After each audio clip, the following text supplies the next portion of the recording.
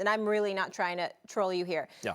But are you ready to admit that you're wrong about Tom Brady? No, absolutely not. I mean, Tom Brady was excellent, of course. He didn't do anything wrong.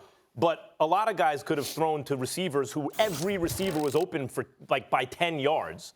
He threw into 0 tight windows. He faced 0 pressure. Tom Brady was dead last against the blitz this year. In the NFL, among starting quarterbacks, he was awful against the blitz.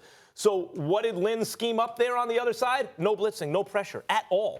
And he just picked apart the zone, and they never made an adjustment. So, like, can I say anything bad about Tom Brady? Of course not. He's clutch. He's the greatest of all time. I get that. But was he in the MVP conversation this year? No. Was he the last several years? Yes. That's clearly a fall-off. And in this game, I cannot judge. I thought the Chargers would win, absolutely.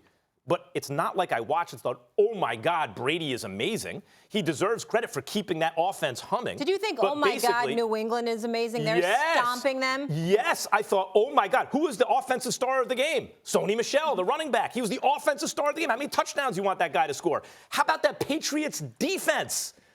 Bill Belichick, as I've said all along, because they're in the AFC East where they never face another quarterback, that's all throughout Brady's career, and because they're the greatest team of all time, I'm not ignoring that, they always wind up in the playoffs in a situation where all they have to do to get to the AFC Championship game is win a single home game off a bye. They did that again when Bill Belichick has an extra week to prepare for a weaker opponent than he'll face later on, you would think, although I thought the Chargers should have been much better than that. He's going to destroy them, of course. Now, if Brady goes into Arrowhead and he's throwing into tight windows and he's dicing and slicing and dicing them up, what can I say? Oh, my God. Yeah. He's already, of course, the cliff for him falling off or getting worse is not like for everyone else. He's still better than most.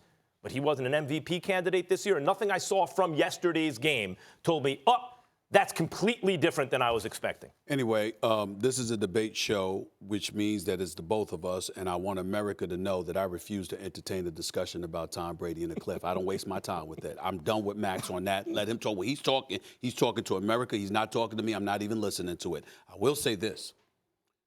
The Chargers were disgraceful. It was disgraceful. And your point about what Brady did against them is valid. It's not that they had 7 DBs practically out there. It's that it was advertised against Bill Belichick. If there is one person in the world you don't want to be transparent against, it's Bill Belichick. Bill Belichick looked at the reporter. I've never seen, as bad as Bill Belichick can be, I've never seen him look at a reporter the way he looked at a reporter yesterday, like he was a flaming idiot because he was asking Bill Belichick about the Chargers, and he was like, yeah.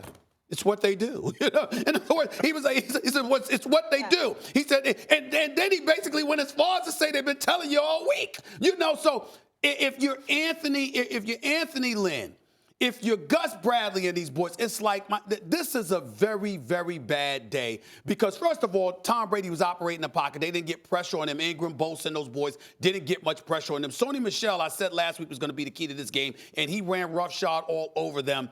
I don't think anybody anticipated the Chargers being this bad to give up 4 touchdowns on their first 4 possessions on the New England Patriots. First 4 possessions. By halftime, I mean, when the Patriots had 35 points, 5 touchdowns.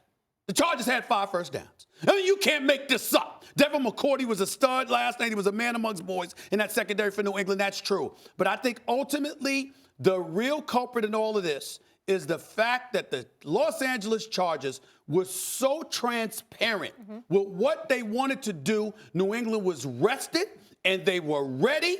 And the Chargers, I couldn't believe what I saw. I couldn't believe that they didn't switch anything up, and they didn't try to throw a monkey wrench into whatever New England was doing. They basically said, here we come. And New England said, okay, we're waiting for you.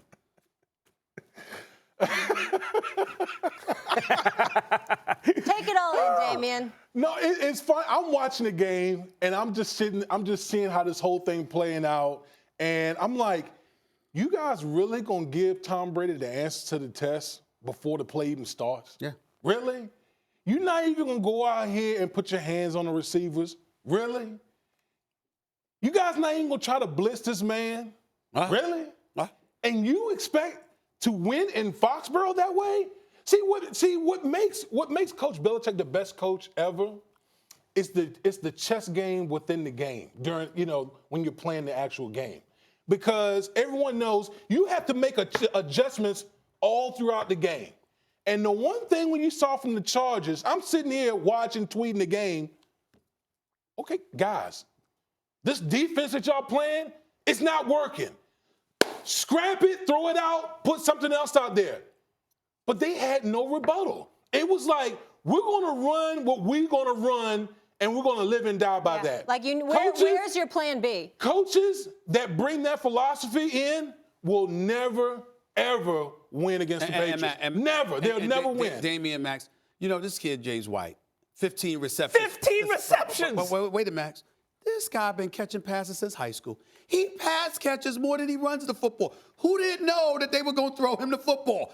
Los Angeles Chargers, Julian Edelman, 9 receptions for 151 yards.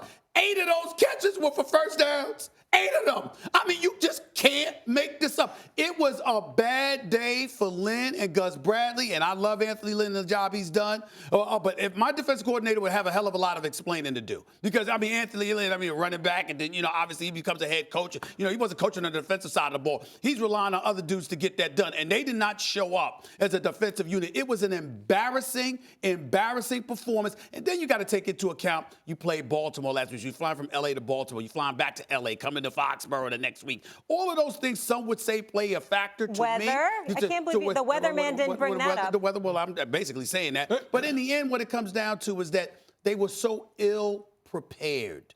And that's what was so flagrant. Their coaches were taken to school. It was almost like they were arrogant. They were arrogant